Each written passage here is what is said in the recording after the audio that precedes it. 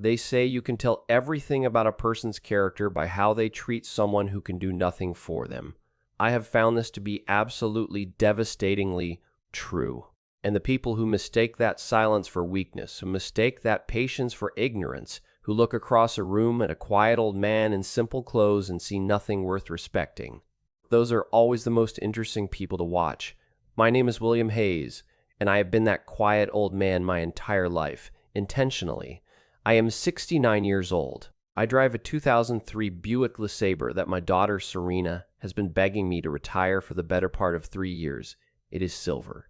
Or it was silver once, now it is more of a silver-adjacent situation. The kind of color that happens when a car has lived a full life in the sun and the rain, and doesn't particularly care what you think about it anymore. I wear clean clothes, nothing flashy, nothing that announces itself when I walk into a room. I live in the same house I bought 31 years ago on Elmwood Drive, a quiet street where the oak trees are older than most of the marriages in the neighborhood, and where people still wave at each other from their porches on Sunday mornings. My neighbor Bill Patterson, retired postal worker, good man, terrible golfer, once leaned over the fence on a Saturday afternoon and told me I was the most unfancy rich guy he'd ever met. I told him I wasn't rich. He laughed. I laughed. We talked about his tomato garden for 20 minutes, and I went back inside. Here's what Bill Patterson doesn't know, what my Sunday morning church friends don't know, what the young man at the dealership who once tried to sell me something newer didn't know when I smiled politely and said, "The LeSabre is just fine. Son, I own Cornerstone Group Real Estate Private Equity, a media subsidiary holdings across 4 states and 3 countries, structured through a network of companies so carefully layered that my name appears nowhere obvious. No Forbes profile. No charity gala with my photo on a banner.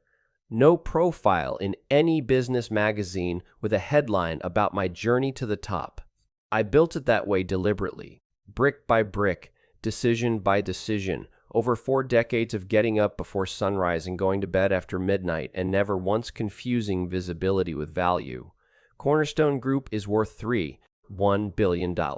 I drive a car with a dented mirror and an air conditioner that does whatever it wants, and I would not change a single thing. Now, let me tell you about my daughter. Serena Hayes Cross is 34 years old, and she is, without any exaggeration, the finest thing I've ever built.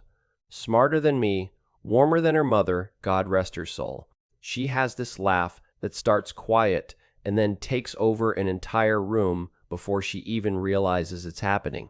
When she was 7 years old, she negotiated an extra 30 minutes of TV time for me using a 3-point argument that I genuinely did not have a counter to.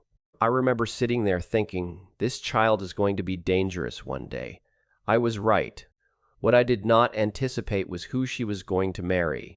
3 years ago, Serena brought home Aaron Cross. Now, I want to be fair to Aaron. I want to be measured and balanced and give the man his due. So, let me say this as generously as I possibly can.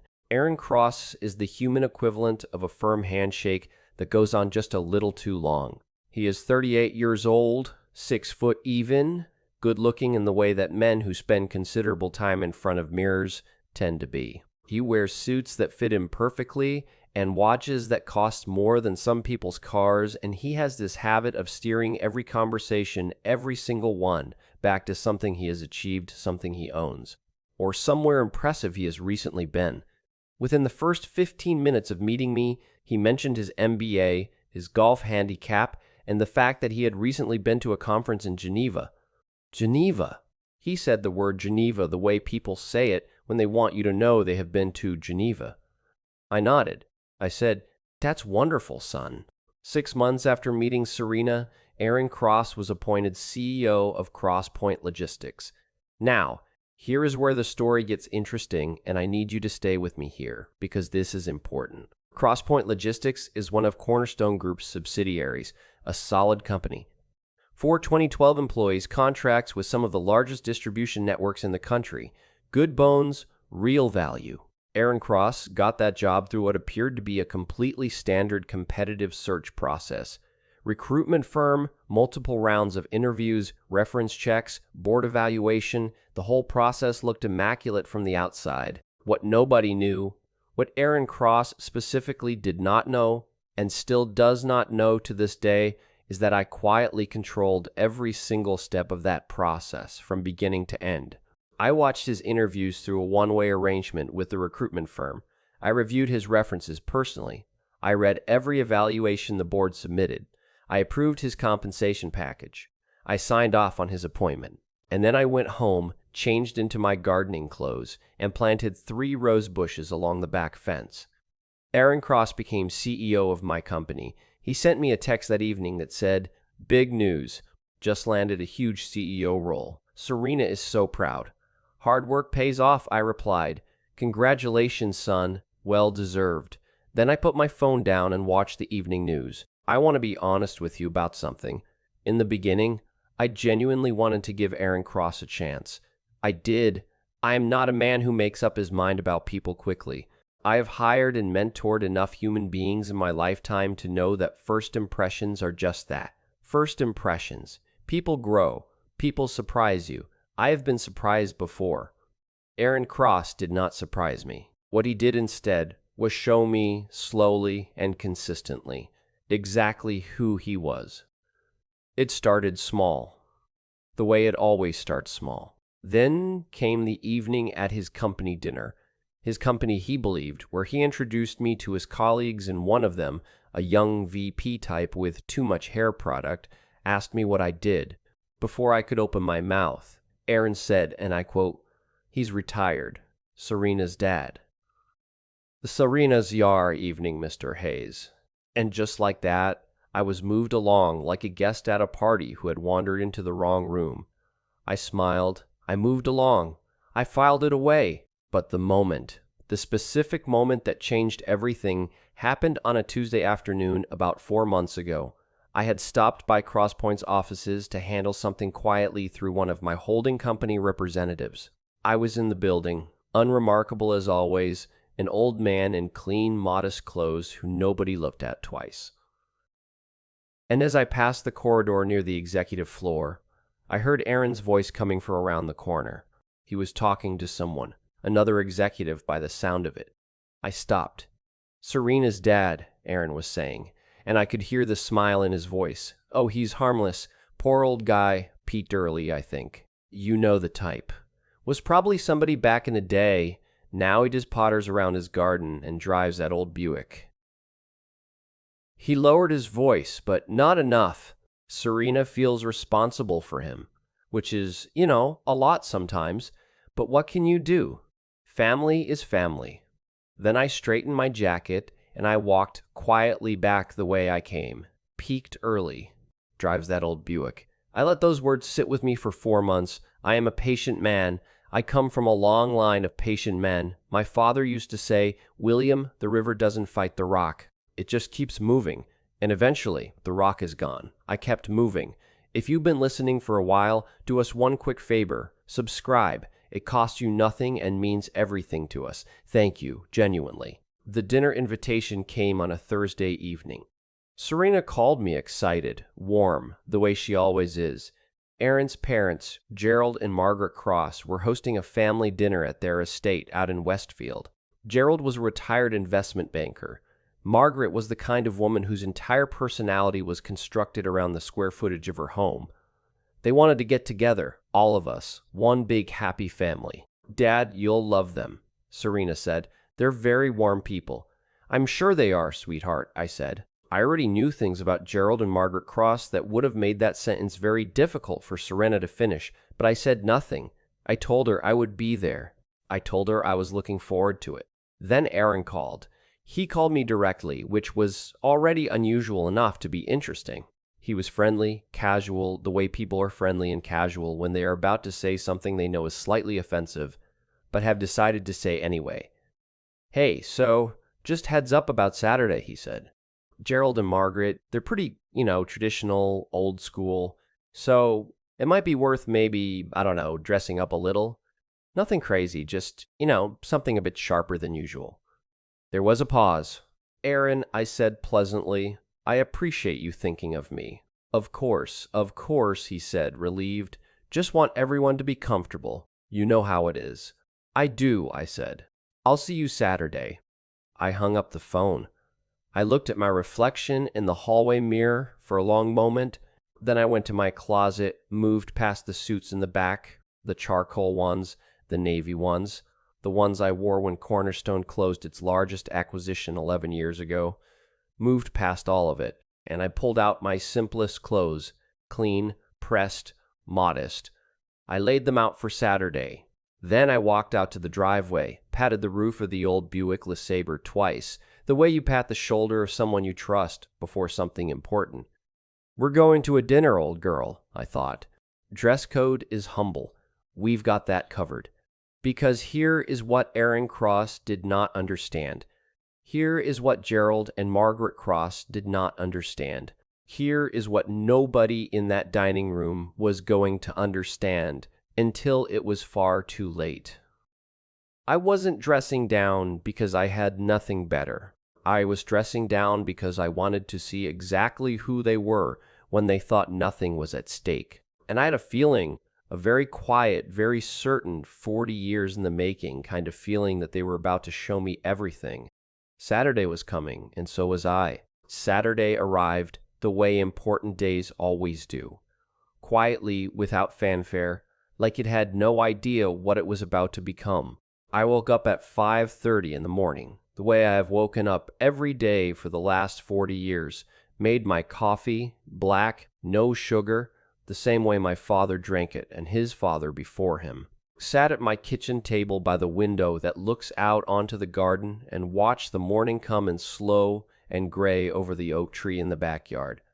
I was calm. I am always calm. It is perhaps the most underestimated weapon a man can possess. I dressed slowly and deliberately. Clean slacks, a simple button-down shirt, light blue, pressed the night before. My everyday shoes, polished but unremarkable. No watch worth mentioning. I looked at myself in the hallway mirror for a moment and thought, yes, that's exactly right.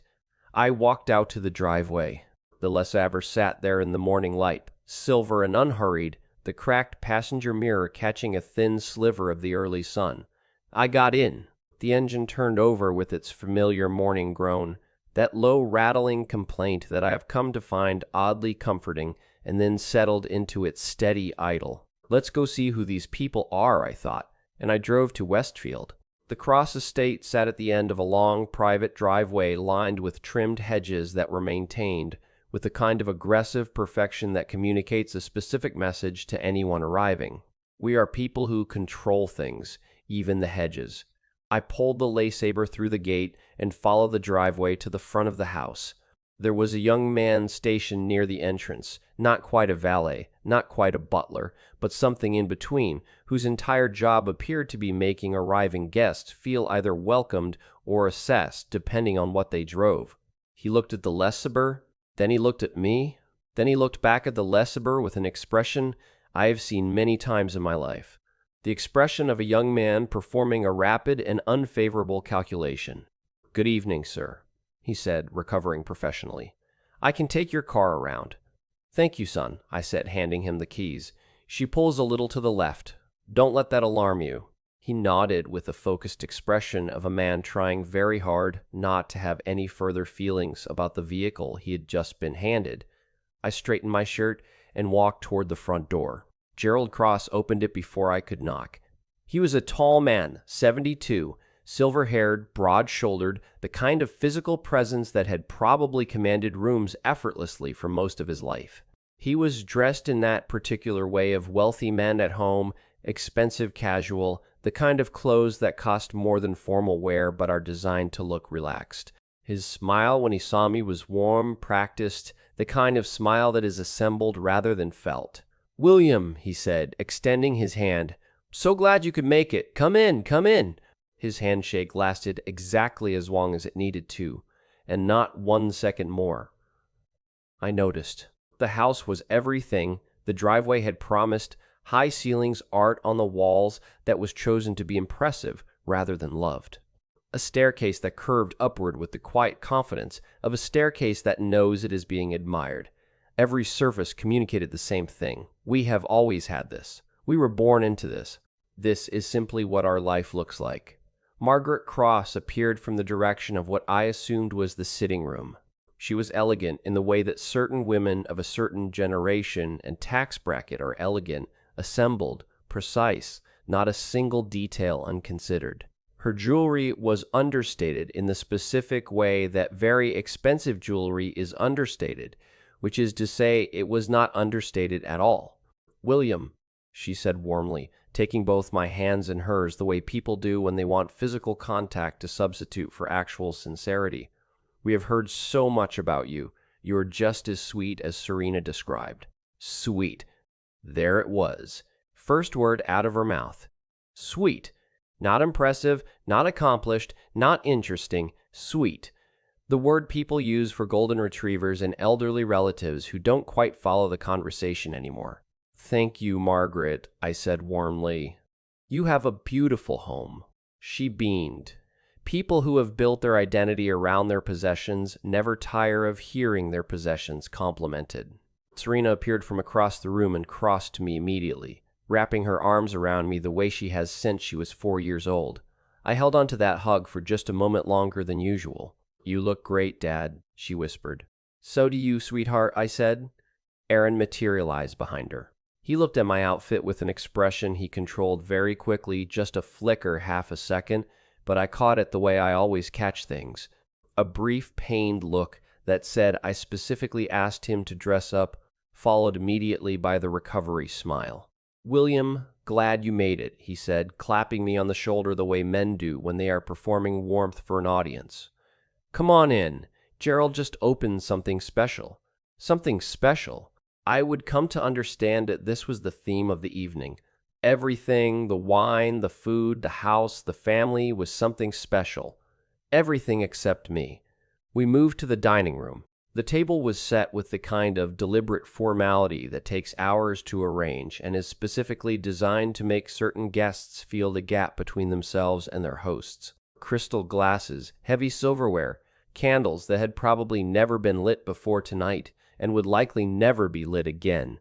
I sat down. I unfolded my napkin. I looked around the table at these people who had invited me into their home, and I became invisible. Not because anyone made me invisible, because I chose it. I have spent 69 years learning that the most dangerous thing a man can do in a room full of people who underestimate him is correct that underestimation too soon.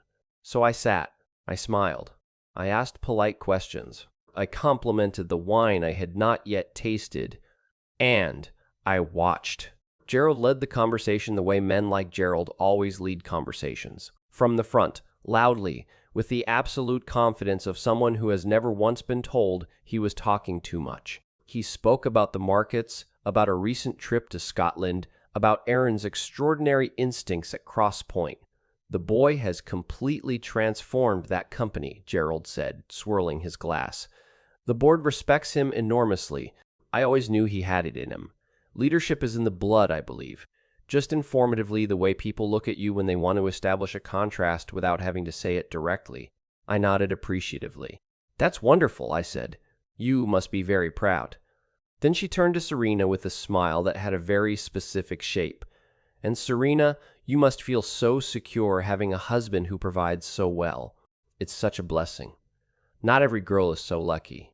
The table went slightly quiet for just a fraction of a second. Serena smiled graciously, but I saw her eyes. I saw them. I picked up my water glass and took a slow sip and said absolutely nothing, because the envelope hadn't arrived yet, and I knew, with the quiet certainty of a man who has been patient for 40 years, that when it did, everything at this table was going to change. I just had to wait a little longer. There is a moment in every long game when patience stops being a virtue and becomes a verdict. That moment arrived with dessert. I had been sitting at that table for 2 hours. 2 hours of nodding, 2 hours of smiling, 2 hours of asking questions I already knew the answers to, and complimenting wine I didn't particularly care about. and laughing at Gerald Cross's stories that weren't quite as funny as Gerald Cross believed them to be. I had played my role flawlessly. The sweet old man, Serena's retired dad, the fellow with the funny car who peeked early in potters around his garden on Sunday mornings. I wore that role like a comfortable jacket all evening, and not one person at that table suspected for a single second that underneath it was something else entirely. Then Gerald reached beneath his chair, and I felt it, that quiet internal shift that I have learned to recognize over 40 years, the shift that happens when a situation moves from prologue to story, when the thing you have been waiting for finally arrives. He placed the leather-bound document on the table, smoothed it once with his palm, and slid it across to me. "William," Gerald said, his voice dropping into the measured register of a man who has rehearsed this moment, "there's something we'd like to discuss as a family." I looked at the document. I did not touch it yet. Margaret's hands were folded on the table. Aaron had straightened in his chair with the posture of a man trying to look casual about something he is not casual about at all. Serena glanced at me, quick, uncertain, and then looked back at her father-in-law. I looked at her hands in her lap. They were not still. "Aaron has a vision," Gerald continued, "a real vision. An independent venture, his own company built from the ground up, the kind of opportunity that only comes once in a man's life. We believe in him completely." "As you should," I said warmly. "What we need is startup capital," Gerald said. "And what we're proposing," he nodded toward the document, "is a relatively straightforward arrangement, Serena's inheritance, used as collateral to secure the initial funding, fully legal, properly drawn up, above board in every way." He paused, leaned forward slightly. "We just need your blessing, William." As Serena's father, then at Margaret, whose smile had the fixed quality of something applied rather than felt. Then at Aaron, calm, certain, already mentally spending money had decided was his. And I thought, you have absolutely no idea who you just handed that envelope to. I picked up the document, opened it, read every single page slowly and deliberately while the candles flickered and the clock on the wall marked every second, and nobody at that table dared say a word. I read every carefully worded paragraph, every snort's number. Then I closed it, set it gently back on the table, picked up my water glass, took a slow, unhurried sip, and looked at Gerald Cross with the warmest smile I own. "I appreciate the thought that went into this," I said pleasantly. "I'll review it carefully." Gerald exhaled like a man who had been holding his breath for an hour. Aaron's shoulders dropped half an inch. Margaret reached for her wine with the relieved energy of a woman who believes the hard part is over. They thought they had won. I finished my water, made pleasant conversation for another 20 minutes, thanked Margaret for a wonderful evening, shook Gerald's hand, a full handshake this time, firm, my eyes holding his just 1 second longer than necessary. He didn't know what that second meant. I walked out to the driveway. The young valet brought the LeSabre around with the expression of a man who had spent the evening quietly judging my car and had now made his peace with it. I tipped him well, more than he expected, and watched his expression change. I got in. The engine groaned, the air conditioning thought about it and declined. I pulled out of that driveway and drove home through the dark, quiet streets, and I was so calm it probably would have frightened people who knew what I was about to do. I said nothing. For 14 days. Not a word, not a reaction, not a single visible ripple on the surface of my life. I tended my garden Sunday morning, had coffee with Dill Patterson Wednesday afternoon, went to church, drove the LeSabre to the grocery store and back. On day 4, Aaron texted me, "Hey, William, just checking in. Hope you had a chance to look at the proposal. Exciting stuff, right?" I waited 3 hours, then I typed, "Still reviewing, son. These things take time." He sent a thumbs up emoji. I set my phone down and made a phone call. Not to Aaron, not to Gerald, to 3 very specific people. The senior members of the Crosspoint Logistics Board of Directors. Men who had known me for years. Men who understood that when I called directly, it was not a social occasion. "Run the audit," I said quietly. "Standard cycle, full scope, begin immediately. Then I hung up and went back to my garden. Because here is what I knew that Aaron Cross did not know. What Gerald and Margaret Cross, sitting in their estate in Westfield celebrating over expensive wine, did not know. I had written Aaron's employment contract personally. Every clause, every line, including one buried deep in the document, a non-compete and fiduciary duty clause that Aaron had signed 3 years ago without reading carefully enough. A clause I had written 15 years before Aaron Cross ever entered my life. A clause designed precisely for men who believe they are smarter than the room they are standing in. I had been patient for 15 years. I could wait 14 more days. What the audit found took 11 days to fully document, and when the final report landed on my desk, I sat with it for a long time. Not because I was surprised. I was not surprised. I sat with it because I wanted to be sure, completely, absolutely sure, before I did what came next. Aaron Cross had been building his independent venture for 8 months on company time on company devices, using CrossPoint's internal contacts and client relationships to construct a business that would directly compete with Cornerstone Holdings carefully, quietly, believing with complete confidence that nobody above him was watching. He had forgotten something that I consider fundamental. You cannot build something in secret inside a house that belongs to the man you are hiding it from. Every meeting, every contact made on company time, all of it a direct violation of the clause he had signed, all of it documented, all of it sitting in a folder on my desk on a Thursday morning when I put on the charcoal suit from the back of my closet pressed the night before and drove the LeSabre to CrossPoint Logistics. I parked in the reserved space out front, the one with the small placard that read Cornerstone Group, reserved, the one Aaron Cross had driven past 3 times a week for 3 years without once asking whose name belonged to it.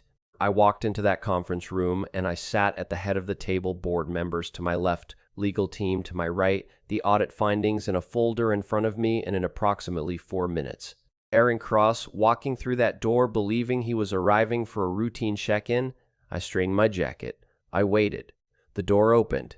He walked in carrying his usual confidence like a coat, easy, natural, fitted perfectly to his shoulders. He scanned the room, took in the board members, the lawyers, the documents on the table, and then his eyes found me, sitting at his table in his conference room, in a suit he had never seen me wear. I watched it happen in real time, the understanding moving across his face in slow motion, floor by floor.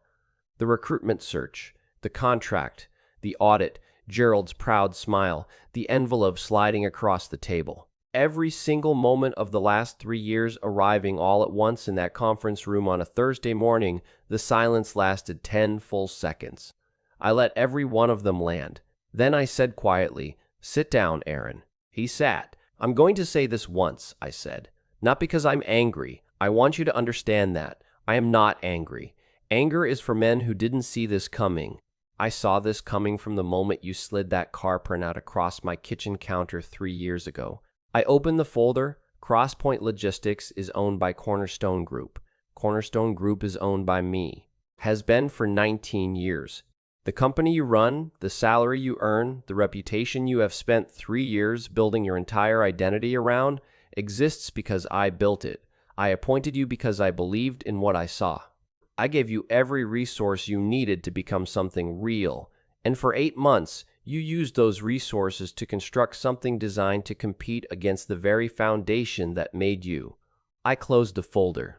The clause in your contract covers every single thing the audit found. Our legal team is prepared to pursue this to its full conclusion if necessary. Every trace of the confidence he had walked in with was gone. He looked suddenly, and for the first time since I had known him, very young, very small, very far from Geneva.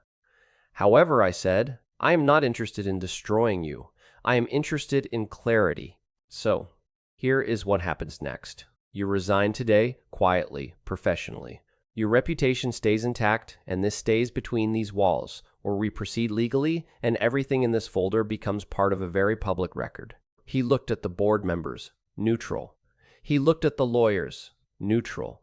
He looked back at me, and I saw something in his eyes that I had not expected. And then I will be honest.